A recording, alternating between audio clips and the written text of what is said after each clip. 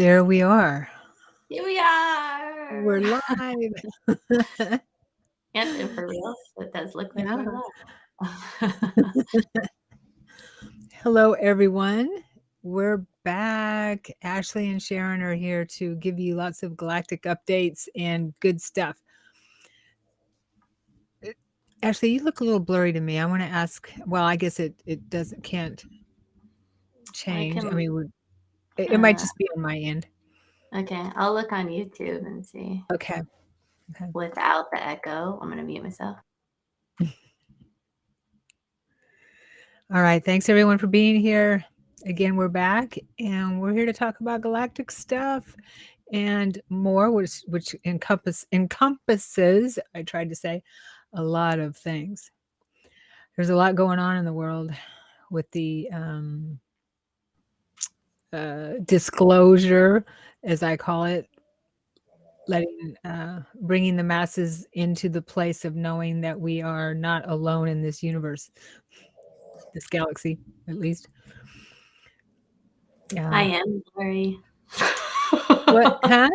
I am blurry. I looked over there. You are a little bit blurry. It's weird. Yeah, I'm like way blurry. I don't know. I just checked my video settings. Okay. Yeah. But Right. I don't look blurry, so whatever. I'm just radiating so much light. It's blurring everything. I don't know what to say. You're vibrating too high for this frequency. So it's trying to catch up with you. There, now you're not. Oh, really? All right. Okay. For a second there you weren't. Okay. All right. Well, we'll just keep going and hopefully it'll get stable. You look good and my voice will be heard, so we're okay. Yeah. And I sound fine and I'm loud enough, right? Yes. Okay. Yeah. You can turn up your volume just a little bit for me anyway. Maybe it's just on my end. So I don't have my earphones in. I can turn up mine too. All right. So those that don't know us, I will introduce myself, and Ashley, if you could introduce yourself too. Okay. So I am Sharon Sananda Kumara, and I am I guess you could call it a New Age practitioner in the Portland, Oregon area. I am a psychic medium, hypnotherapist, specialized in past life therapy, and contactees, that type of thing, for anyone who maybe doesn't know who to talk to. I have support groups in that area too. And I'm just living my life. I also have an academy where I teach courses and do fun things like this. Ashley, take it away.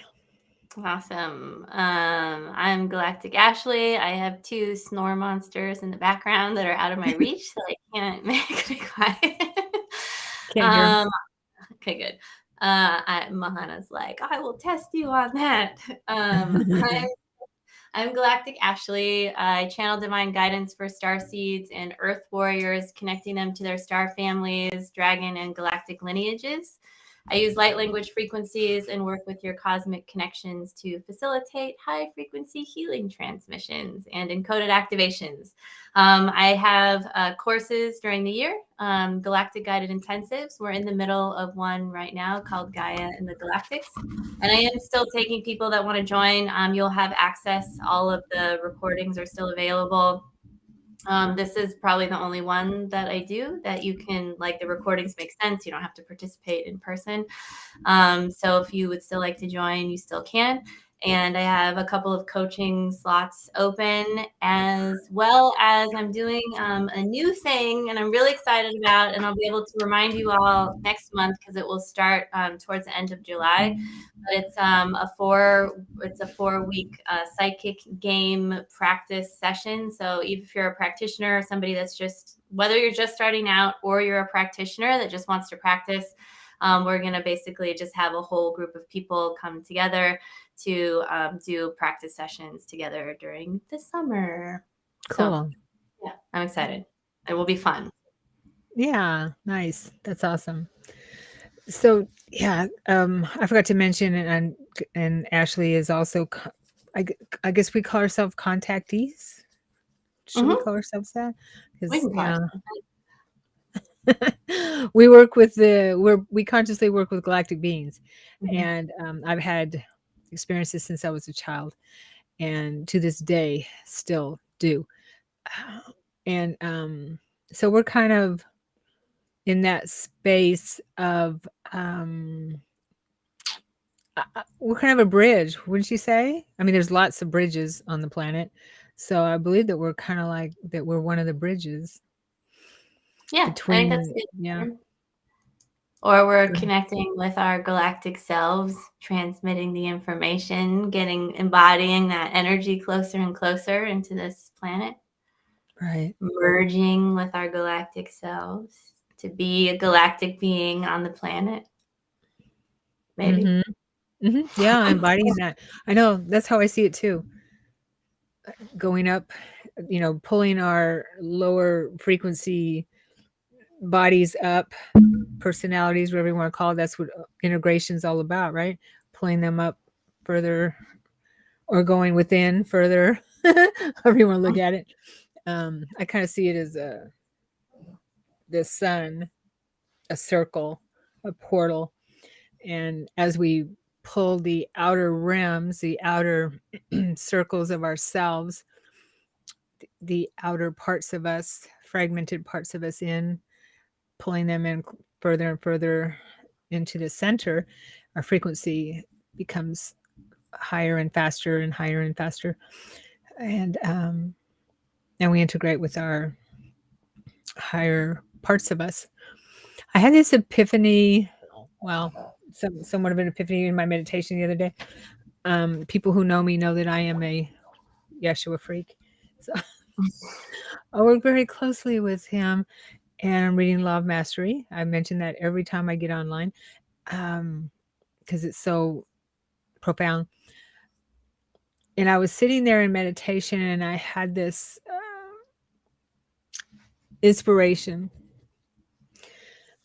in about the fact that Yeshua, Jesus, since he has that personality of his when he walked the planet, reached that part of us, the God part of us. He was able to ascend right into the God frequency, source frequency, and he's still, and he's here to help bring us what we call home out of fear and into love. And I realized what we're doing here on this planet, practitioners and people that as we're healing, we're bringing in fragmented parts of ourselves. He is in that higher. He's bringing. We are fragmented parts of the God mind, of the one mind. We are fragmented personalities of the God mind. And I was like, whoa, my mind just expanded completely. I mean, I just, those little emojis with the top of your head blowing off kind of thing. Mhm. That's how it felt, like that, where he is doing the work that we do here for all of us, that we bring in our fragmented parts, or that we help others do that and things like that. Because I know there's lots of practitioners who watch these shows. Um, he does it or the masters, or I just see him in this space of when he bringing us all home. It's the same thing, just on a galactic, universal source level. Does that make any sense? Yeah, I like it. It's interesting because it's like if you're saying like Yeshua like we are the fragmented personalities of the God mind, right? But we're also within ourselves have all of these fragmented parts within our own personalities that we're sort of being asked to bring together and to love and come back into wholeness, so that so it's like our job as like a fragmented part to clean up our own fragmentation so that we can fit back into the whole to be part of the God mind. Yeah. Yeah. It's exponentially. Yeah. It's from the micro to the macro kind of thing. Right. And we have Mm-hmm. to clean up our stuff. And as we do that, we're moving in higher and higher in frequency. And that's what he's doing. He just puts it in different verbiage. And he's the one who taught me how to do this.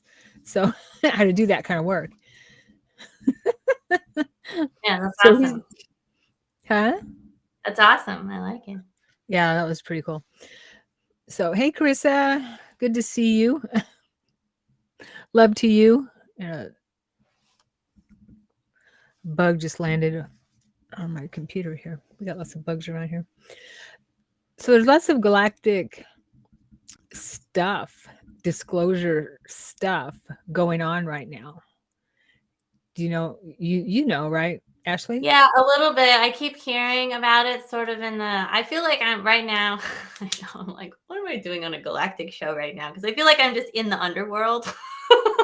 Except, of course, the galactic beings are here all of the time, right? And they're helping and they're like here, kind of, they feel like they're a little bit more on the outskirts. And I'm like in the underworld.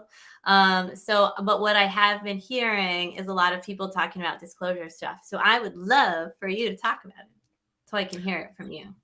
Oh, sure. Well, I just have a little bit of it. What I hear in my circles and what I can glean from my meditations and communications is, well, a big deal in mainstream world is the whistleblower from the Pentagon who recently came through, and you heard about that, right? Mm-hmm. Yeah, I watched his interview. David Grush, and I would suggest if anyone's interested in the fact that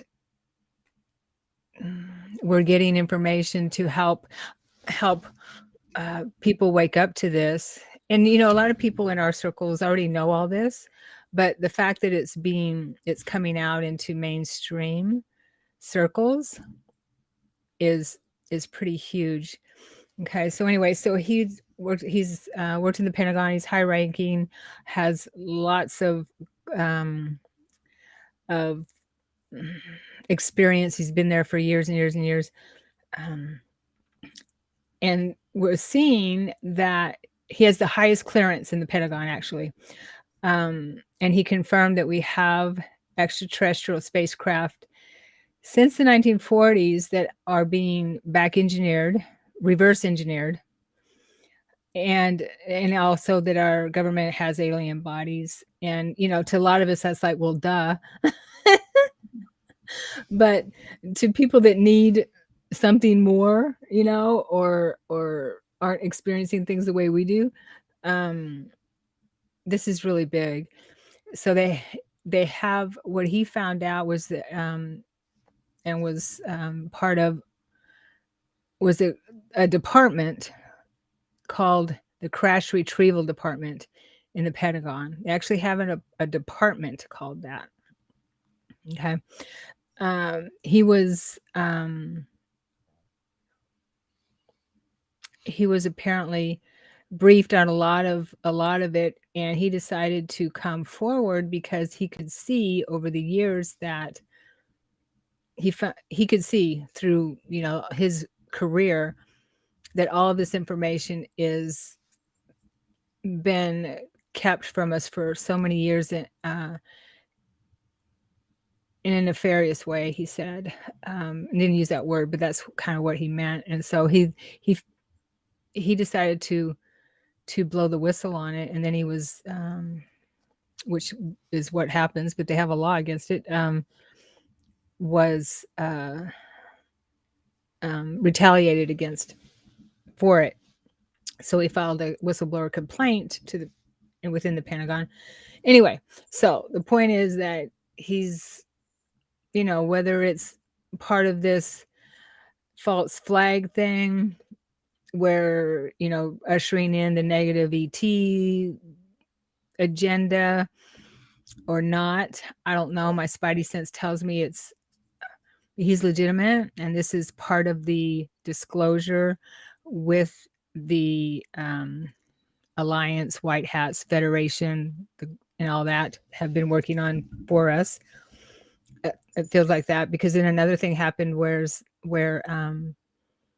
there was a spaceship that landed in the backyard of someone's house in Las Vegas. Did you hear about that? it was reported on mainstream news on a ABC affiliate. Did you hear about that, Ashley? Mm-mm. Yeah, I got some video. He took video of the ET. So he called 911. The the dash cam of the police car actually got the video of this ship landing, coming down and landing. They didn't say if it crashed or not, uh, but they called 911. They sent cops out there, and he got video of these beings. Um, I thought I'd share it. There's a video, a real quick video. You want me to share it? Yeah, do it. Do it. Okay.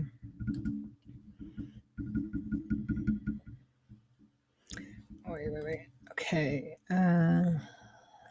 I've never shared on here on Restream. Let me see if I can do this. Okay.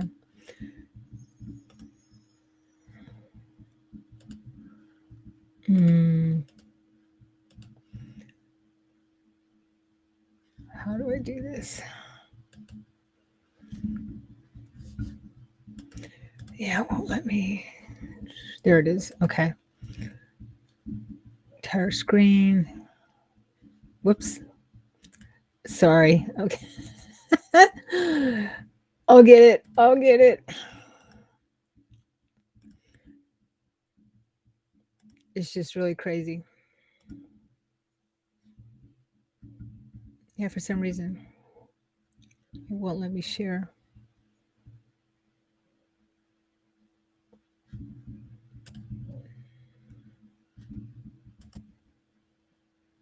Oh, there it is. Okay. Is this it? Is that it? There it is. Okay, I got it. Can you see it? Yeah. Okay. An 8-foot person beside it, and another one's inside, and it has big eyes and looking at us, and it's still there. Okay, where is this on your property? In my backyard. I swear to God, this is not a joke. This is actually, we terrified of it. So there's 2 people or 2 subjects that are in your backyard? Correct, and they're very large. They're like 8 foot, 9 feet, 10 foot. I don't know. They look like aliens to us. Big eyes. They have big eyes, like I can't explain it, and big mouth. They're tiny eyes, and they're not human. They're 100% they're not human.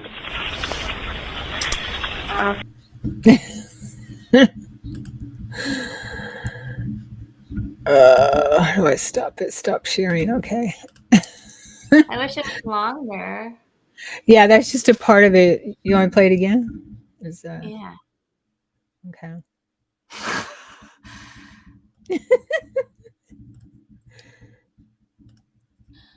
Really don't think too highly of special counsel. Wait, it's not sharing. Whoops, that's not it. And if anything, they're actually doubling down on their support. That's not it. Okay.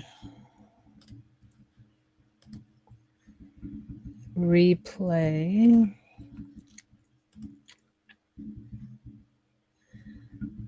And another one's inside, and it has big eyes and looking at us, and it's still there. Okay, where is this on your property? In my backyard. I swear to God, this is not a joke. This is actually, we terrified of it. So there's 2 people or 2 subjects that are in your backyard? Correct, and they're very large. They're like 8 foot, 9 feet, 10 foot. I don't know. They look like aliens to us. Big eyes. They have big eyes, like I can't explain it, and big mouth. They're tiny eyes, and they're not human. They're 100% they're not human. All right. Do you know what came out of that? It came out of the spaceship. According to these people, this guy, that the spaceship landed in their backyard. These 2 aliens came out of the ship, and were in their backyard just hanging out or whatever. And I haven't looked at the whole thing, or the whole report. I just saw that it was shared on Lena Denon's Telegram page, and she works with, as I've mentioned her before, she works with Galactic Federation of Worlds, and she asked her contact there what if it was real, and they said he said he can't confirm that a ship did land or crash there, and that these were non-biological entities. and it was part of the disclosure project, the disclosure. Yeah. Slow drip. Yeah, non-biological entities? Like that I don't, for some reason that's not registering in my brain. Like they can confirm that they're not non-biological. What? That they are non-biological. But we're all biological. Everything's biological. So they just mean not human? They mean, well, the way I took it was that they're like maybe some kind of a android or something. Interesting. What did you feel when you were watching it? What did anybody else feel that's here when they were watching it besides Eeksies? Yeah, Eeksies. Right. Yeah. I mean, it feels legit to me. When I first heard it, it felt legit, and because I know that I understand, and what I get from my peeps is that it's a slow drip, and it's something that has to be done slowly, but that it's happening no matter what. Now, why that was chosen or why that happened, who knows, Maybe it's to help us understand that there are different types of extraterrestrials that, look different than us, whatever they are, biological, not. You know what? I did have this thought, now that I think about it, is that, okay, let's say that that the Alliance, the Federation are working with the good guys here, and they want to bring disclosure in some way that would not have to land ships on the White House lawn or above cities or anything like that. And so they do things like this. Now, wouldn't they send, and if the ship was going to crash, wouldn't they send non-biologicals rather than biologicals? Because they don't know what we're going to do. Does that make sense? When they send some kind of a android or robot, it doesn't look robotic, but I know that they can do amazing things or clone or something. Or like our version of the Mars rover, but like that actually is like a being like right. Yeah. It would make sense to me if we're going to send,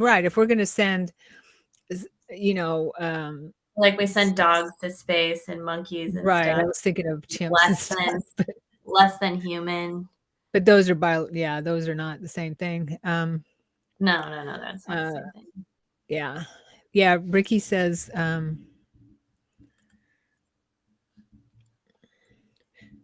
she never saw that part of it on the news. Yeah, I didn't either. I thought before it was a joke. Now, not sure. I totally, and I got that the person that was interviewed that called the cops showed them, but they didn't show it. They didn't want to show it. See, that's a problem or not a problem. I don't know. Is they don't want to freak people out, so it has to be shown.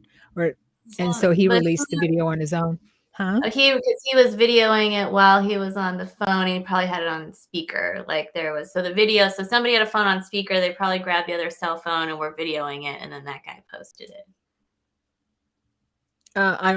I don't know. Yeah, I'm just trying to figure out. So the guy that did the videos, it was the one that posted it, and that's how it got out. Because I whatever believe so. Did Right. not reflect that. Right.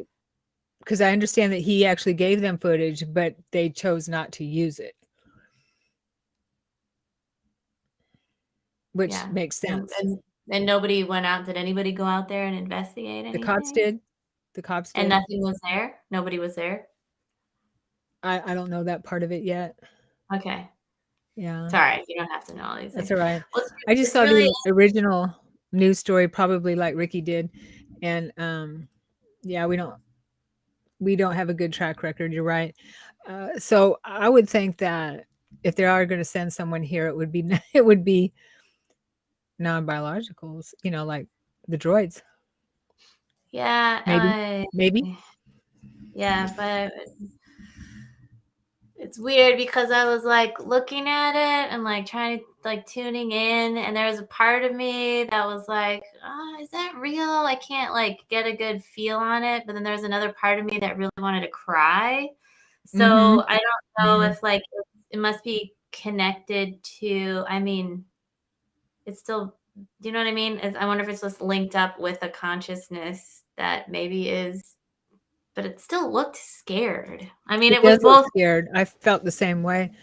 Yeah. You know, yeah, and I thought about that too. My sister and I have had these conversations too, the same conversation we're having here, that you know, maybe since if it is non-biological, then you know, they would if it's some kind of a droid or you know, cloned being with, you know, that doesn't have a soul, a personality soul or whatever we have kind of thing, you know, I would think that they would still implement maybe some kind of emotion in it, and rather than being scared, it might just be confused or just looking around how to get out of there. You know what I mean? What am I here? You know, how do I get out of here type of thing. And does that make sense? So I mean, I'm not saying that they don't deserve, you know, not to be treated cruelly, that they do. All sentient beings are, looks like it's sentient. So if we send, you know, if we send like a droid or something to another planet that looks like us, but doesn't have necessarily a soul, whatever a soul is, you know, that we can, so we can create some kind of a being. Without that, we would think of it, if you're in that type of a place, maybe you might think of it as expendable. I mean, the military already sees our soldiers as expendable, but does that make any sense? Yeah, but I'm also wondering if it feels more like Avatar-ish, right? Because like in Avatar, like the person is elsewhere, but it has like a body. Like Yeah. and it's probably not just like that, but there's something in there that feels sentient, whether it wants to be there or it's forced to be there. And then there's something else going on, and I'm just trying to like figure out without like fully tuning in, because I don't know that I can right now. But I was just like going off of like my feelings, which was like, that's not real. And also like all like I want to start crying, like, because there's something there. Like, I don't know if there's healing that needs to be there or like love, but I also didn't have the sensation to go run out there and hug it either. Like, it seemed like something to like be, you know, I probably would have stayed in the house, like the guy. Yeah, I agree with you. I know that I would have called the police, but I don't know what I would have done actually. Well, I don't either. And you know, these might be people that don't even think about this thing in their everyday life. You know what I mean? And like we do, pretty much, right? So I mean, he sounded pretty terrified to me. And I saw the other news story on it, which was, you know, short and didn't have the video, but it did show the cop. The cop was talking to a neighbor who also saw the ship come down, and he was kind of making fun of it. He goes, I wouldn't have believed it if my partner hadn't seen it, or if he hadn't got it on dash cam. We haven't got it on dash cam or whatever. So he was kind of, you could tell he was nervous about it. He was saying, yeah, you know, this is crazy. I never would have believed it if it wasn't for that. So Because at first I was like, is that just a dude in like a suit? Like, is this a joke? Right? Because people dress up like Sasquatch and stuff and run through the forest, do all these things. And there's been shows where I think NPR or This American Life did an episode a long time ago where this guy's job on this like They were supposed to, they told people that they would see Sasquatch if they went out. I guess it would be like if you went to a SETI and all this stuff was fake because they're telling you that like ships will fly over. And if they don't, you know, James Gilliland is like, oh, I got to do something about this. So I'm going to fly fake ones over to these people. So his job was literally to dress up as Sasquatch and like run through like in these weird ways so that people could sort of like see and believe or something. But I was looking at it and I was kind of like, is that? But then it's like it turned and like the neck and the thing, and I'm like, oh no, okay. It looks real, and even blinks its eyes, you know. And there's and it did that. There was like an insectoid like movement and stuff going on with it. So yeah, I mean, there's just so many creatures, so many beings out there. They're very different than us. I've seen them myself, and so it, you know, this is maybe one way of slowly getting us used to seeing different beings, whatever the agenda was with it. Yeah, but I know I felt the same way, that I felt sorry for that poor being, because it I did was look like, scared. where's his partner? Like I was waiting for like there has to be a second, or like there has to be more than one. We want a happy ending for sure. So I don't know what happened with it. I'd have to do some more research to find out if I remember, maybe it got back in the ship and left. I'm not sure. That's what I want to think. Yeah. It could have just been there on reconnaissance and was, you know, looking for things. Who knows? Insectoid. Yeah. That's what I was thinking too. Yeah. It looked kind of humanoid, a bit humanoid to me. But yeah, it was definitely different. So that, you know, that's a pretty big deal to have that on mainstream news. ABC, I think it was an ABC affiliate. Yeah. And that's better than, I mean, it's not better than, but a lot of times when people are seeing flying things, then the news is like, oh, that was whatever, this happens when whatever, something into our atmosphere, it looks like that, right? So it's like they can kind of make it go away unless it's really specific. I don't know how they're going to make that go away. No, I don't either. Yeah, I don't either. I mean, yeah, of course they'll find some way to debunk it, which is another message that the Elena Denon got from the Federation, is that they will try very hard to not the word debunk, but I forgot what they said. But yeah, so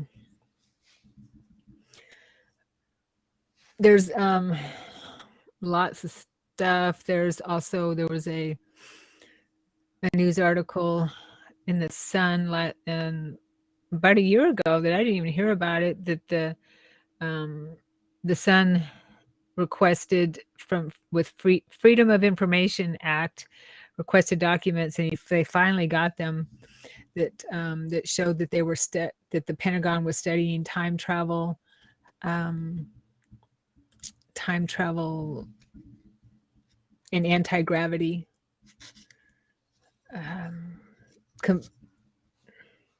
mechanisms, that type of, I can't even think of the word. Help me here, you know, that type of thing. So they're talking about that, that we are moving into that era. The Pentagon was talking about that we're pretty much have it or doing it.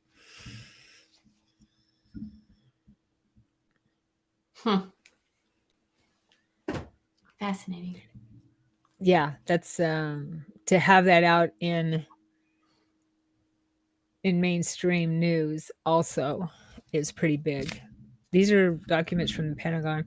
I mean, this stuff has been going on for a long time, and people who are in these worlds that already know this have been trying to. trying to put this information out. Also, the whistleblower, the interviewer asked if people had been killed who've been trying to bring this information out, and he confirmed yes. And we kind of know that, don't we? Mm-hmm. Yeah. I think okay, not like we're okay. The government has a lot of problems, but I feel like because it's this country and this country is really very big, our government feels really far away from us.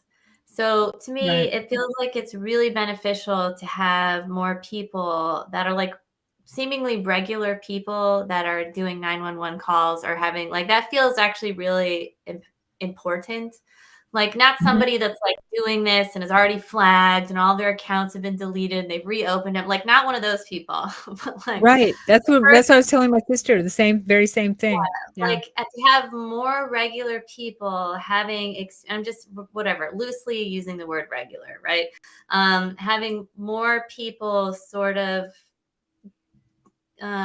being able to document this or call 911 because it can then weave into some of the government stuff because our government even kind of to myself, and this is coming, and I remember having this like realization really clearly when I was living in Paraguay, because Paraguay is a very small country, and actually voting for the president, like obviously I'm not Paraguayan, so I couldn't vote, but like the politicos and the politicians, they come out to you, and yeah, there's tons of bribery and all kinds of stuff going on, right? So this Paraguay, not a perfect, not something to like live up to standards wise, but politics and government felt really close. Like you could actually go to the governor, and you had access to politicians because it was smaller and it felt like more meaningful. Like you felt like you mattered. Our government just feels so huge and weird and off limits and not accessible, and you can't go there, and your vote counts, but not really if you're in these states because nobody's going to vote that way if you're wanting to vote differently.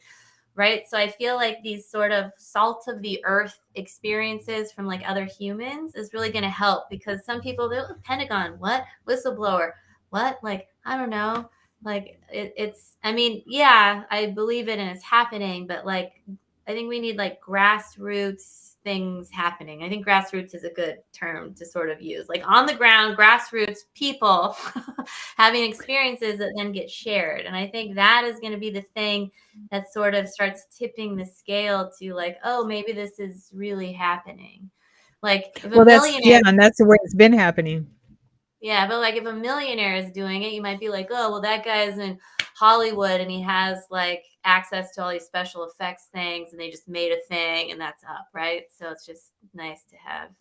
I want some more grassroots stuff going on.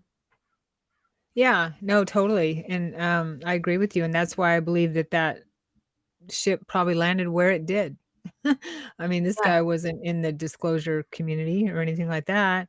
They're just, everyday people. And yeah, totally. And that's how it has to happen. I mean, people who have had people have been talking about this for decades. So this isn't news.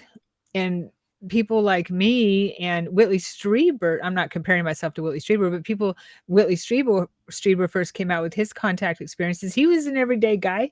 He was just a regular guy. Most people, all people that talk about their experiences are everyday people.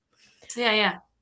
Right. But unfortunately what happens is then it gets to be where people are, and the whistleblower talked about this, is it made him, that's why he decided to come out and expose this, is because people who have been talking about their experiences or that there are craft and alien beings, whatever we want to call them, he called them aliens, then they're made fun of and they're called all kinds of names, and they're actually, their lives are ruined or killed. And that was when they had that conversation, right? Yeah, yeah. They get severely bullied, crazy. So and people were, I said they get called names and severely bullied and isolated, and then their groups turn on them, and then I don't think it's really hard to survive. Well, yeah, and then people won't come out and talk about it, because I believe Yeah. more people have had experiences than are actually talking about it.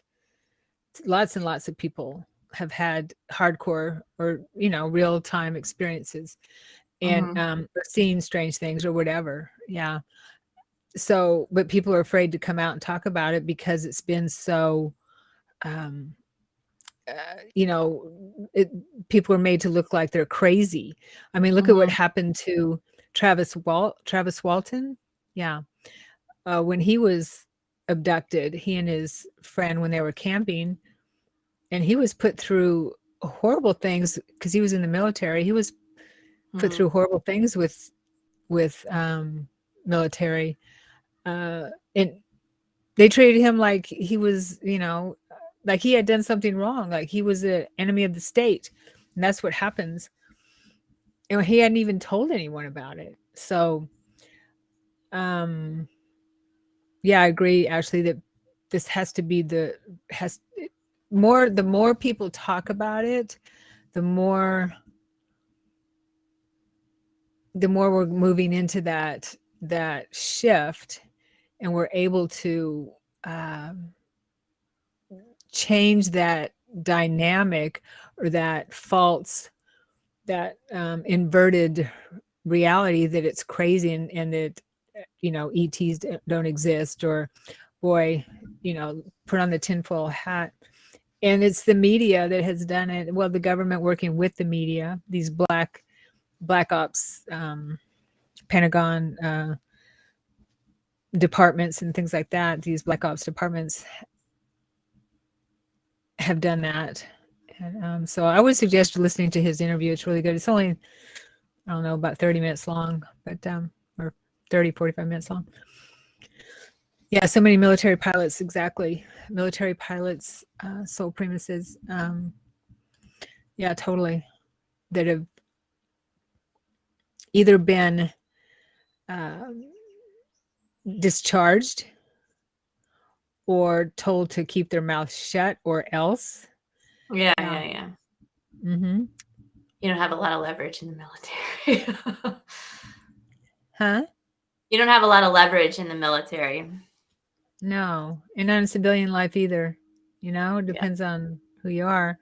But yeah, I know my boyfriend's grandfather worked on missile silos in Alaska, and he told me, he said, I hadn't met him. He was always ready to tell a story, always, unless it came to UFOs or that kind of thing. Then he would shut up. He wouldn't say a word. Yeah, couldn't. I believe that they make them sign non-disclosures, or else. So when a blower comes out like this gentleman has, who risks everything, I think we need to sit up and notice. Yeah, that's just my opinion, for what it's worth. Yeah. So anyway, it's good. Yeah, and now we know that the Pentagon is looking at time travel, or developing time travel technology, which they probably have been for a long time. No telling how old these documents are. I'm sure they have developed it. Yeah. So it feels like we're moving pretty quickly toward closure, slowly. I'd always been seeing it around now anyway, this next couple years, 2023, 24, into 2020. What about you? What does it look like to you? The disclosure? Yeah. Like when you say full disclosure, like what does that kind of look like? Disclosure, meaning that ships will be flying above us that are not airplanes, and it'll just be normal like they are airplanes, that type of thing. We will be more welcoming and understanding, and of of other beings that are not maybe that claim to be and are not born on are not terrestrial. I feel that the human ones are going to be coming first, the human looking ones that maybe look a little bit different than us, but still humanoid.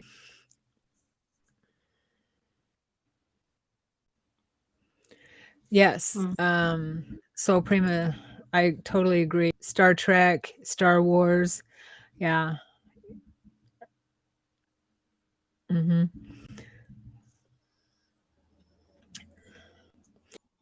Yeah. So that's how I see it, that because there's a lot of, and you may know this too, Ashley, and our audience, there's a lot of non-human beings like us who do live on the planet now, who do also live underneath, underneath the surface, below the surface. So those, what I feel and see is those beings are going to be themselves more often, and it'll be kind of a normal thing for people. We'll be working with non this type of beings in our workspace. We'll see them out on the street, little by little. I believe we do now. Mm-hmm.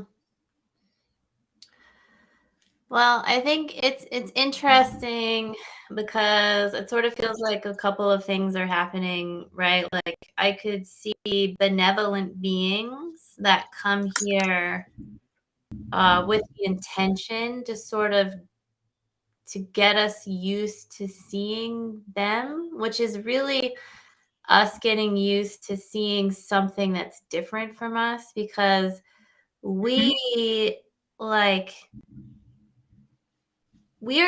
terrible. Like as a whole, we do a really poor job of accepting anything that is different than us. So we can't even accept parts of ourselves that we don't like, or really parts of ourselves that we don't understand.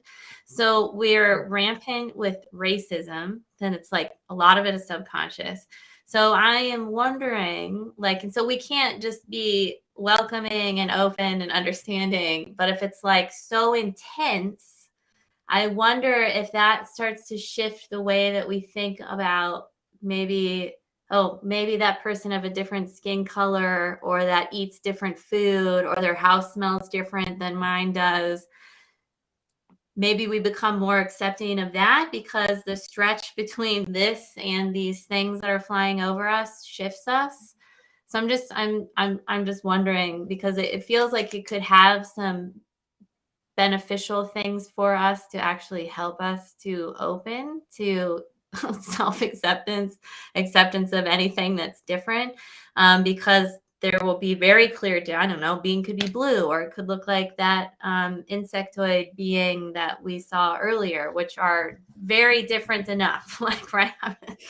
So I feel like disclosure is going to be a tough pill to swallow for a lot of people, for even like the ego. I mean, probably in a lot of ways for all of us, who knows? Because it's going to require not just the acceptance of these beings that we're seeing and the things that are flying over, but for just ourselves, humanity. Like what are we going to do when we're faced with that? Yeah. Like really faced with it, not softly faced with it, not science fiction faced with it, not like, oh, that's happening in the government, which is way over there. Even though it's really in our lives every day, but not everybody realizes that, right? Yeah, and I think that's how it's going to happen, slowly being introduced, and I believe we're being tested along the way. We'll react, and that could, and I believe that shift in Vegas, part of that. So, yeah, there's nothing that that would debunk that for me. The intuition I got. But yeah, I totally agree with you. And so, and that comes along with it is how do, we need to start accepting ourselves first. And I believe there's an agenda that is, I mean, there's two agendas. There's lots of agendas, of course, but we're being divided so much outside manipulations, that kind of thing.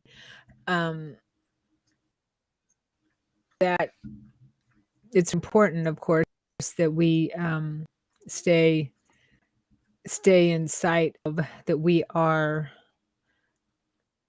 a human family, and that we, whatever does we have, or minor,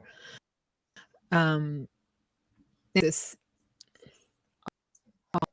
unique, of course, and part of the human family, and star beings that maybe are not from our planet are really different from what I know and understand. I mean, they have families, they have they're not, they have the same types of goals and ideas that we do,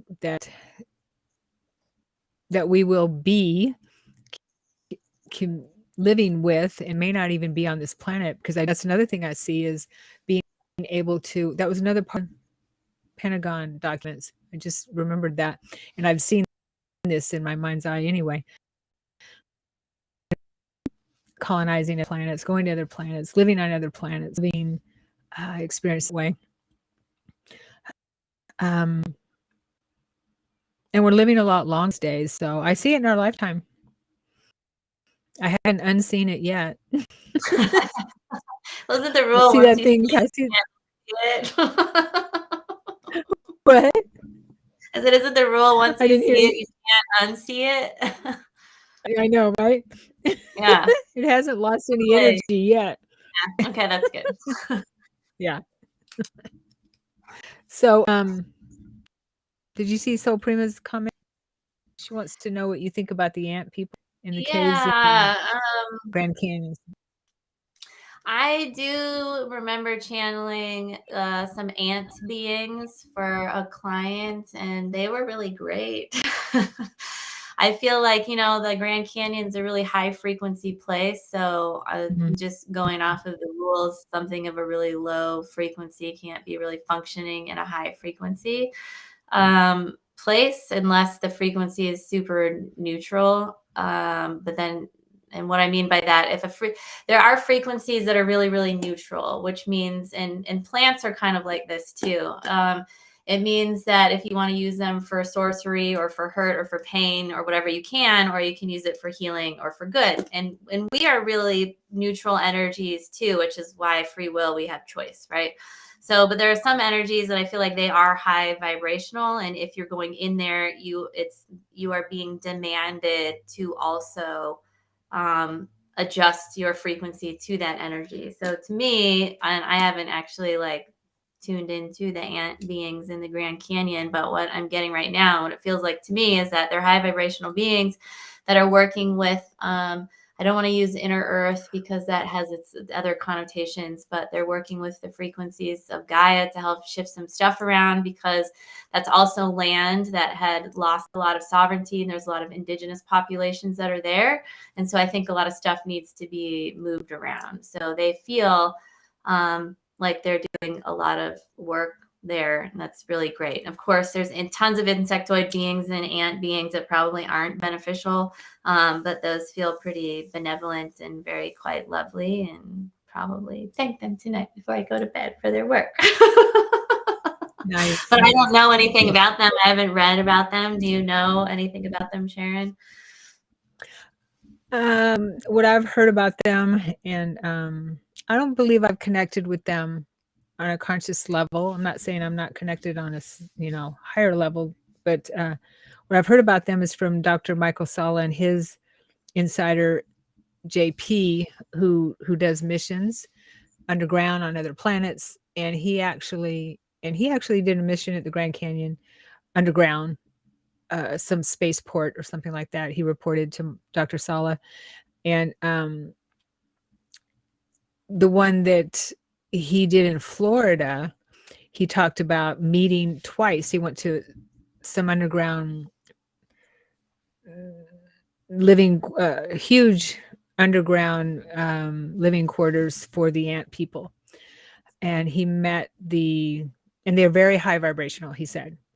Yeah, very high vibrational. And they guard that place, right, very intensely. And they also have invited people to come and visit them if they like, and that you would know in your soul or your heart where it is if you are in. He didn't say where the area was, but when you're in that area, if you have the frequency that would be conducive to communicating with them, that they would open the gateway for you, type of thing. He met, JP said he met what he called a king. He says they don't call him the king, but the leader, I guess, of the group that was there, that lives under there. And yeah, he said that he had an experience with them, with that leader, that was really profound for him, where I think he touched him here, I'm not sure, and he saw some visions. Yeah, it was really profound. So yeah, he confirms what you're saying, definitely. Oh, that's good. They they carry a lot of information from the land and history and all kinds of stuff. Yeah, I like them when they come in. I like them. Again, I'm not. I love them all. Well, they've been. I understand that the ant people have been revered by the indigenous cultures for a very long time, and they've been here a very long time, living underground, I guess. Yeah, they actually have ceremonies where they wear costumes that honor the ant people, some indigenous peoples. I understand. Yeah. So they told JP, according to JP's talk with Reveal, because he has permission to talk to Dr. Saul and give us information that way. He's been doing that for like 15 years, I guess. They told him that it won't be long to where they'll be coming up to the surface. I just got not just yet though. Yeah. No, I don't see it happening right now. Yeah. I always feel terrible when, because there's tons of sugar ants that are out right now, maybe because it's summer. I'm just like, can you not be in my house? I know, I can't kill them either. Because I know that they're all connected to the bigger beings and stuff. Yeah. And I'm just like, could you please tell them to go somewhere else? So, Prima, what do you think about the ant people? I'm curious. In the Grand Canyon around. I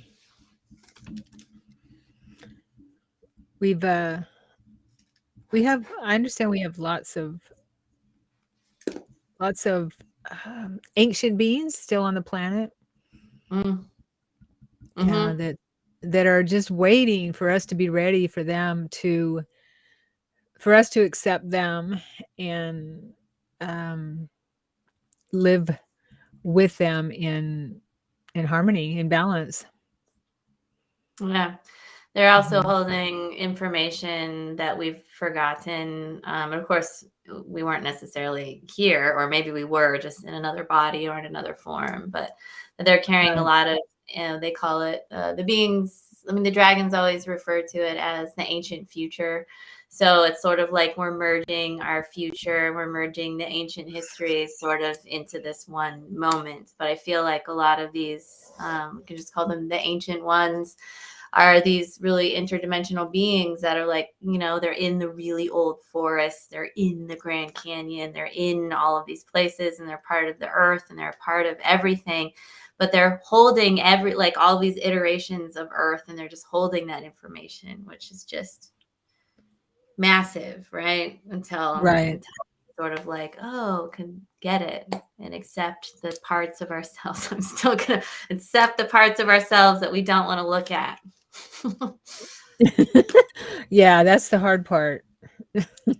Is dealing with the shadows, right? Mhm.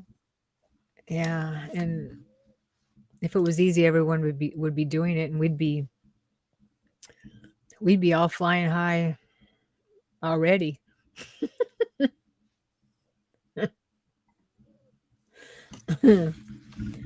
I also got the, I guess you could call the deep state or whatever. Um, the controllers are still going, still planning, going to try a false flag ET invasion trick on us. So, we might want to be, and we've talked about this. I have anyway, discerning of all that kind of information and not be in fear for sure. Yeah. Because disclosure is tricky, especially when you've got beings still on the planet that don't want us to know about them, about the fact that that we have all this technology and they have been working with extraterrestrials for so long, and also that they can't kidnap humans and use them as test subjects in lab rats anymore.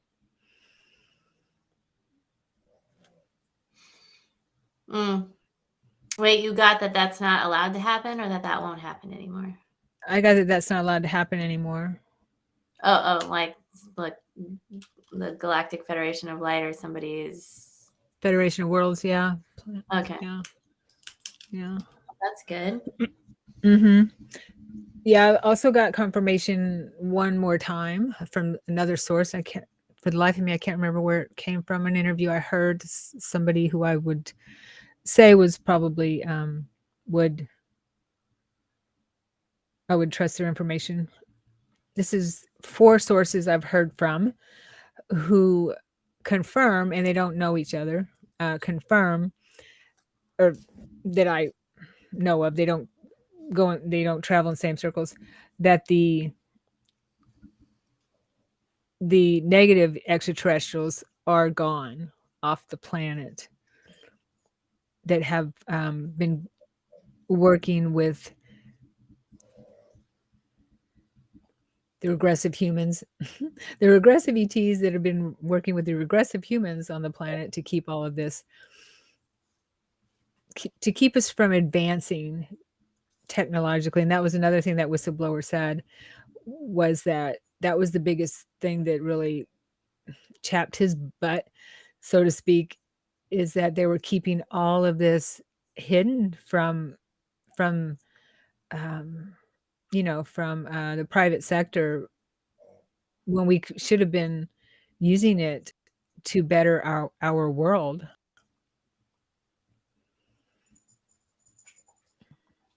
Well, yeah.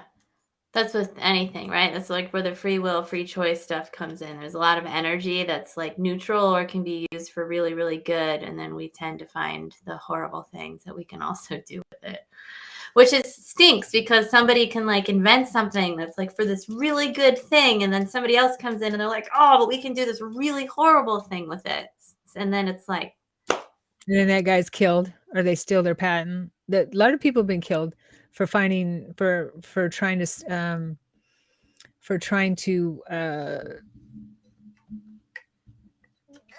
for finding cures to cancer, for putting, applying for patents for anti-gravity propulsion or anything like that, for non-gasoline powered cars, vehicles, solar energy, whatever it is that you could think of, Tesla type of energy. We used to have all this. How did we go backwards? yeah, it's We a good had it question. all. Oh, yeah, Mhm. we blew ourselves up. That's what happened. multiple times. I Which think. time? Yeah, multiple times. What? Multiple times. Yeah, just over and over again.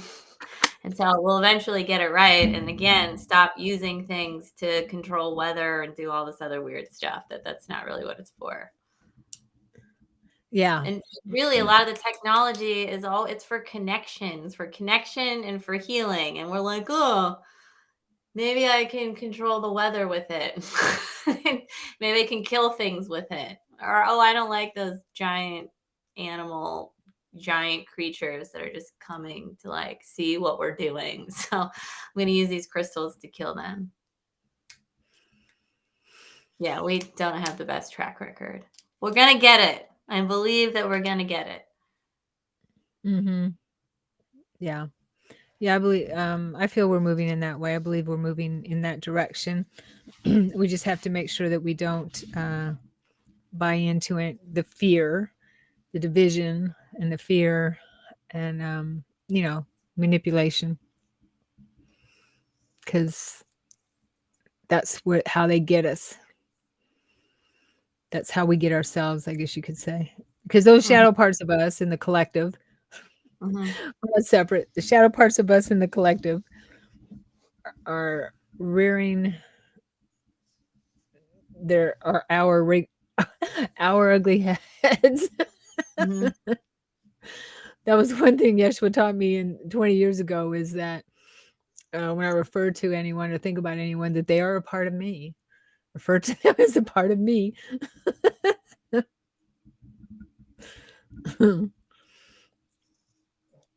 Yeah. That helps me see things in a different light. Yeah, or just, I guess, to be compassionate. Not that you're not. I'm just saying, just for all of us, we see something and we're like, ugh. It's like we can be compassionate because that person might be like that because of a lot of horrible things. And I am you, you are me. As I heal, you heal. As you heal, I heal. For I am you and you are me. And we are one. Right. Yeah. And when we realize that we are all connected and we all parts of each other, we're fragmented parts of the one mind, like I got earlier. And I see like Yeshua, Jesus, just pulling us up as he's bringing us home. And as we bring our soul circles home, our soul groups home, we go a little bit, as we move toward source, I guess you could call home. And source isn't a place. That's not a place. It's it's a state of mind, right? It doesn't matter. There is no here or there. It's all one. That was another vision I had where when I'm sitting in meditation, I realized, and I've had this before, but a lot of times I get it more and more, where I'm not really here. I'm just telling myself I'm here, just projecting that I'm here as I'm sitting here. I have never left home. This part of me has never left. He talks about that in the Law of Mastery. Has never left. I'm just projecting that I'm here in all these experiences that I have, and that I'm projecting around me. And we agree to these projections, like we're agreeing to have this talk today. Well, are we? I don't feel forced. Do you? No. You don't agree? Okay. No, I'm joking. I don't feel forced either. Okay, good. Yeah, I don't feel forced. So yeah, it was just really crazy how I realized that I'm telling myself I'm sitting here and meditating or doing whatever I'm doing. I'm telling myself that I'm walking across the room or speaking or whatever I'm doing, like the Matrix. Yeah. I think, was I thinking? So I know, like, it's really easy to be like, there's no such thing as separation. That's the illusion, is that there's separation, but we just have so many subconscious parts of us that are separated within us. And I really feel until we start accepting, and really, I mean, to our bones, can accept that we are whole, that like we really are love, which is not, it's not as easy as it sounds, my friends. And start really bringing and integrating these parts of ourselves into this whole part, then I feel like then we start really remembering and experiencing this oneness and this wholeness. And then I think that then we can start getting into the God mind. And I really feel like the God mind is actually in our bodies, and it's not really about our brains, but that the body is the brain. I mean, that's what makes sense to me, and that's some messages around that came in a while ago. But I think it's tricksy to be here, right? Because we wouldn't have chosen to come here, even though there is no such thing as here or there. We wouldn't have chosen to have our consciousness come here into this thing, which is moving around, and there is a body, and there are feelings, right? And we feel hurt, and we feel pain, and we feel all of these energies. So there's still something to it. And at the same time, it's already happened and it's already over, right? And everything is happening all at once. So I feel like it's hard to kind of like bring all of we've all exploded and formed and reformed and supernovaed and done everything, and we're there and we're simultaneously here and we're everywhere, yet a chunk of our consciousness is still animating and in this body, which is still part of a living, breathing, other like earth frequency, right? So I think that conceptually, a lot of this stuff, it's maybe easy to understand, but to like live and to like be in that, right? And to live here in this life, understanding that we're working towards something, and that we're all here for a reason, whether there's a right. here. Yeah, no, I agree. We're working towards something. We have a plan. Just we came here with a plan, and right, what you're saying. And so we did come here with a plan. We did project into this space with a plan, so we could bring up all these other fragmented parts of us. Yeah. If they want, whoever, whatever. I mean, we're infinite. We are infinite, so it's not like we have a time limit or anything like that. But yeah, it just blows my mind when how immense we are, and then when we, because when in your meditations, when you get in that space of seeing things clearly, of course, then we go through our day, and things just aren't, we forget about it. But when we go within, it's pretty clear to me, at least anyway. It makes sense. And then I don't take life so seriously, and I don't take myself so seriously, and I see it as see what's going on as like kind of like a movie. Oh, this is a pretty good movie. Hey, this is cool. That's funny, or well, I'm not that I don't do the right thing, or what I think is, go through life doing the right thing. But I don't, like Yeshua says, be in the world, not of it, right? And that's when I get really down on and depressed and things like that, or if something would come up, I'd ask him, how do you handle this kind of thing? What do you do? Or and see something in the world that really breaks my heart, like you were feeling sad with that being, that kind of thing. I asked him, how do you handle that kind of thing? And he said, I just don't let it stick to me. I have empathy, of course, but I let everything flow through me. We have to be free flowing vessels and not let it stick. Yeah. And so when it does stick, that's okay too, because then there's something there that This is what the dragons say, is if there's something sticky there, that means that there's something that is you, that is in you, that just is asking to be healed so that you can, That it's stuck too. so that it doesn't stick, right? Like, because it has to have a matching, coordinating frequency in order for it to stick to. And so then we get to go in and look at that. Yeah. Totally. Yeah. Yeah. But being aware of that, but you're not aware of that unless you're aware of it. Right. We don't know, right? Yeah. And then what we do know, we realize we don't know. We don't know. We don't know that much anyway. No, it's like the more I know, the less I realize I know.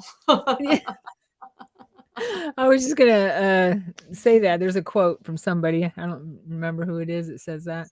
Yeah. So true. Mm-hmm. Have you been feeling anything like in, I don't know, I want to say a shift in the matrix or stuff coming up or things sort of reforming? Reforming? I don't know, like, I want to say, I don't know. I mean, I know the terms to use, but in the question, I don't know the terms to use.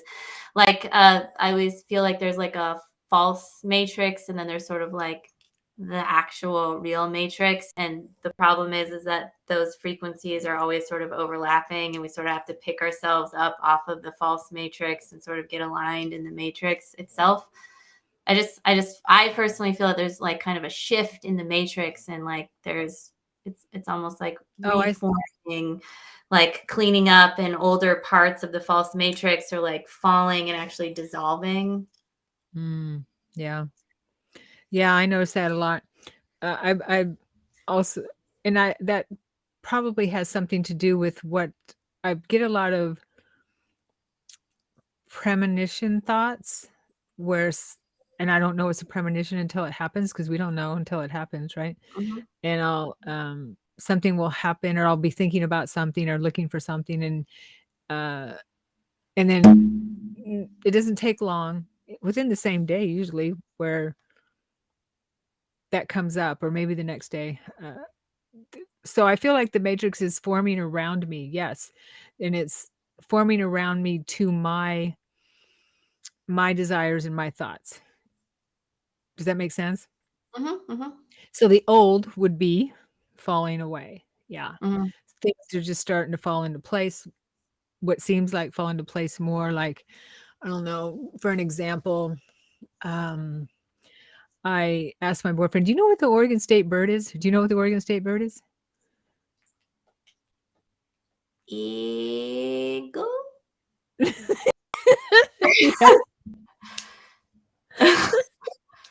That's the national bird.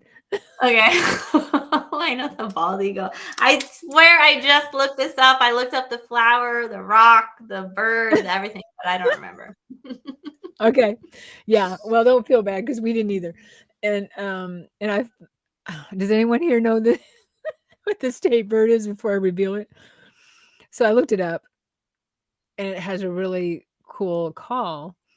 And when I heard it, I'm like, oh, I've heard that down the river. I've never heard it around here because I live on the river, and there's a lot of birds, but I don't remember hearing it around me. So I went out on the river. It was the next day. And when I pull up and get off the paddleboard, that bird is calling in the tree right above me. Mm-hmm. Right there.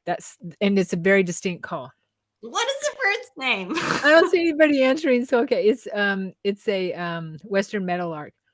I was way off. That's cool. Yeah, it has a really distinct call, and it's really pretty. And I'd never heard it here. I've heard it down the river, but not here. And there it is in my yard the next day. Things like that. Yeah. And there was another bird experience that happened too, and this was yesterday, where I heard the sound of a hawk, and I thought it was, that high piercing, cool sound of a hawk. I think it's a red-tailed hawk. Mm-hmm. And it's very distinct. And I heard that down the river the other day too, but I didn't know it was a hawk. I thought it was a I thought it was a osprey, because we have osprey up here down. They have a nest down upriver actually, and so I'm like, oh, what? I have to look up to see if it's an osprey, and I looked it up, and it wasn't an osprey sound. I'm like, well, okay, so what is it? So I looked it up. It wasn't an eagle sound, and I'm like, it must be, maybe it's a hawk. And I looked it up, and it sounded kind of like the hawk. That night, I'm hooked on this show on Netflix. It's called Manifest. That night, that show, that episode is that same sound from a bird. And it was part of the show. It was the exact same sound. That's fun. It was a hawk. That's cool. So little things like that. Yeah. I mean, that's a little thing that doesn't mean a lot, but it does. It kind of does when you think about it, when you sit there and let it flow and understand, feel like it's little nods or information from the universe. It means a lot. I think it means a lot. I do too. So yeah, that's what happened recently. Little things like that have just been happening more and more around me. What about you? Oh, I feel that like a lot of stuff is like coming up in people and for people. And so when that happens, I feel like I think we have our own like matrix. Our body has a matrix, our energy field like has a matrix. And then that is connected to the earth matrix, and then what's going on in the earth, and then how do we interact with it, right? So I guess I was just wondering, because it seems like a lot of stuff coming up for people, and usually when that happens, I feel like sometimes there's a pull on the shadow parts that are like challenging you kind of to be like, no, like I actually really don't want that anymore, like, or not to get away from it, but like I've looked at it, I understand what it is, I fully accept that is happening, and that's my experience, and maybe it comes from this, and I want to release that. And I feel like when we're doing kind of work like that, then it's like, are you sure? Are you sure? Just to like bug you a little bit. And then you're like, yes. And it's like, I see that when we do things like that, and when we're strong enough in ourselves to hold ourselves and to kind of do the work, that the big matrix, right, it starts to reform itself and actually releases power to like negative frequencies that are running through. That's all. And it just feels like people have been, at least around me, have been getting pretty activated, and some people have been feeling overwhelmed because of it. And I think that's what's going on. Plus, solstice is coming. Woo-hoo! It is. Yeah. Good deal. Yeah. I love summer solstice. Yeah. Longest day of the year. Mm-hmm. Yeah, I do like these long days. For sure. Cool. All righty. Well, it looks like we are just about out of time for this episode of Galactic Updates. We should start numbering these. Oh, that's a good idea. I should number them. I see other podcasters number their shows. Yeah, that's good. Always reference. Yeah, totally. Yeah, we talked about this in podcast number 48. Go check it out. Call it Magoo, Monthly Galactic Updates. Magoo. Magoo number 3. And if anybody wants to talk about something specific, I highly encourage you to. Yeah, let us know for sure. Or if you want to come on the show, you got something you want to share. Mm-hmm. Yeah.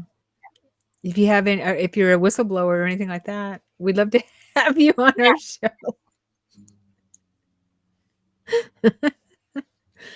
We like whistleblowers. Yeah. We will support you. We will. Yes. And we promise we won't make fun of you. Yeah. No bullying, but you can make fun of us. Yeah, you can make fun of us. This is an anti-bully zone. Yeah, right. Okay. I don't know if I have any more intel. Yeah, I wrote some stuff down because I forget, because I'll think about it during the week or during the month. Oh, we have to talk about this. And then if I don't write it down, dude, it's gone. I'm sure that doesn't happen to you, right, Ashley? Or No, anybody never. watching? No. No. Yeah.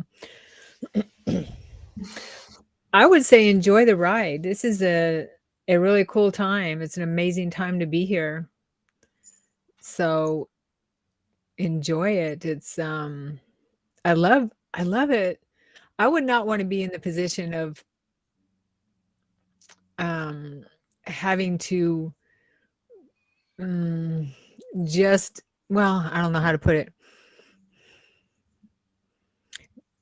Just finding out that maybe our government's been hiding from all this information from us and the extraterrestrials are real, that kind of thing. So Oh, by yourself? Well, not just by myself, but as a human on the planet. So many people, a lot of us, and I was there 20 something years ago, where our life was go to work, come home, do whatever. I was a partier, so that's what I would do. But watch TV, go back to bed, go to work, and not really have the time or the energy or the experiences about this topic. You know what I mean?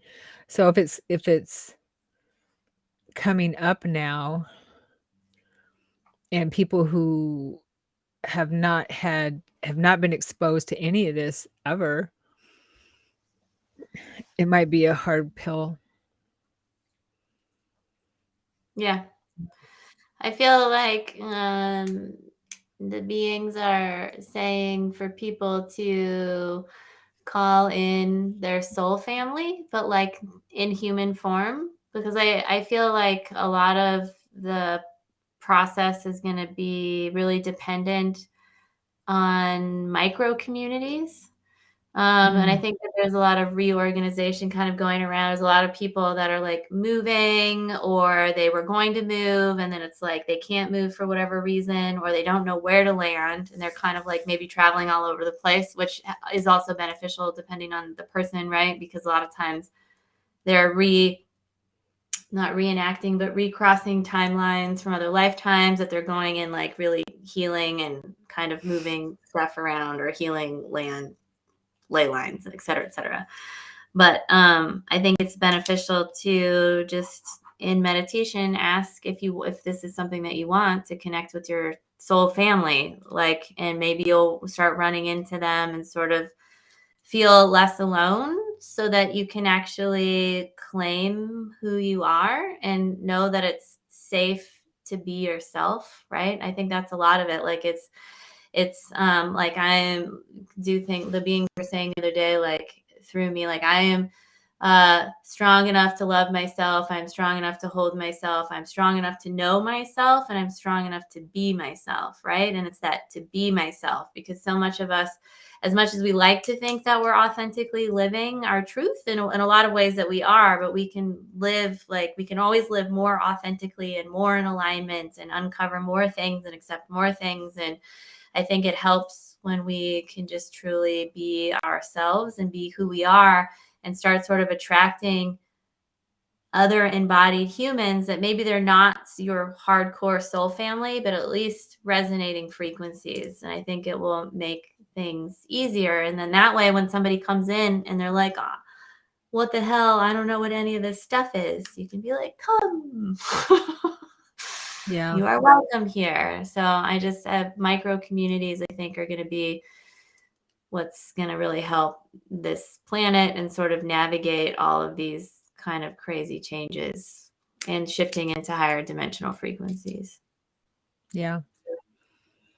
Yeah, definitely. And I kind of also see it as we shift. I mean, we shifted into the technological age kind of smoothly. For some people, for me, it wasn't so smooth. It took me a long time to get a smartphone, actually, or to even get, a cell phone and to get a smartphone.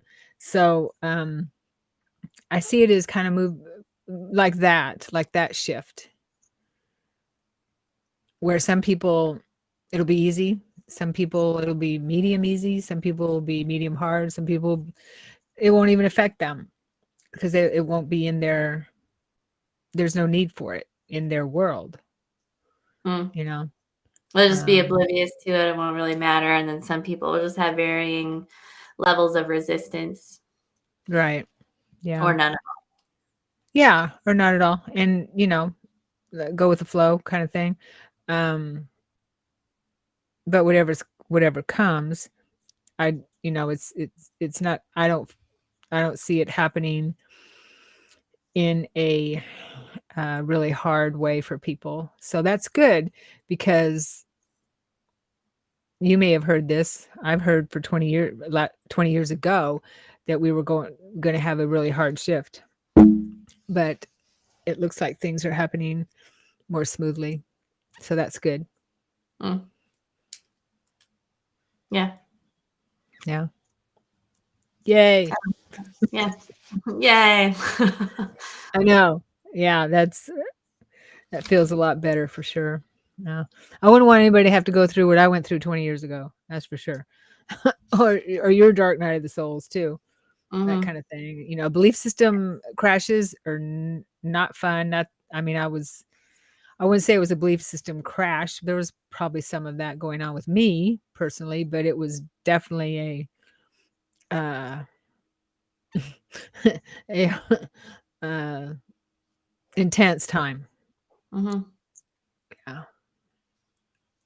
So you're seeing that not everybody's going to have to go through that level of like an intense quickening, or have to go through a massive dark night of the soul or something like that. I don't feel that. That's I good. feel like we're going through it now as on a collective, that we're going through that humanity is going through a dark night of the soul. Humanity is going through a quickening. The collective is going through that because we've done our work. A lot of us have done our work, and that's what contributed to the collective being able to move through the dark night of the soul that we're going through. Because so many people have come here to do the work. Right. And to do collective work too. Right. And contribute that to the collective. Because as we pull each other up, pull so many people up, and the masters are pulling us up, and we're pulling others up or in through the shadows, integrating everything, pulling those parts of us up. Yeah. Pretty cool. All right. Any last words, Ashley? Nope, Any other last words? Huh? I gave them. Call in your soul family, and we'll see you next time. And I will have the link to sign up for the summer fun practice groups that I'm doing. Yes. Oh, thank you. And I didn't share what I have going on as well. June 25th, I have a amazing pranic healer from India. She's doing a group and personal healing online. Her name is Shraddha. She's amazing. I talked with her on my channel here before. So if you would like to receive some healing, she works on physical, emotional, mental things, helping with also financial situations, that type of thing. So that is June 25th, Sunday at 12 p.m. That's what I have so far going on this week. And I also do mediumship practice myself. So if you're a medium, every other week, I do evidentiary mediumship practice group. We meet together. So if anyone's interested, let me know as well. Just send me a note. Good. And I think that's it. Oh, Go We're ahead. not doing mediumship stuff. We're just doing all psychic, fun practice Yeah. groups where we put in breakout things. So perfect. Do hers and mine. Yes, there we go. And then you'll get the best of the whole Yeah. thing, the whole shebang. Also, and this is for anybody that's interested in dragon stuff, I'm going to be mine isn't live. It's going to be pre-recorded, but everything is free. So if you're interested in dragons, on July 2nd is the International Dragon Thunder Summit, and it's from 2 p.m. to 11 p.m. But don't quote me on that because this is running from London times. So just go to dragonthunder.info, and it's all free. And there's just tons of dragon stuff, all dragon, like all day. Oh, fun. Yeah. That sounds like fun. Check that out. The guy that's doing it, he got some dragon messages to do this, and he did it. And like all of these guest speakers and all these people came, and he's like, okay, next year we're going to do it for 2 days. But this day is the first time he's doing it. And I'm pretty excited. I'm glad to be a part of it. Very cool. Yeah. Good for you. All right, everyone. Thank you for being here. Thank you. Thank you. Please subscribe, like, and we will see you next time. Thank you, Ashley. Yeah.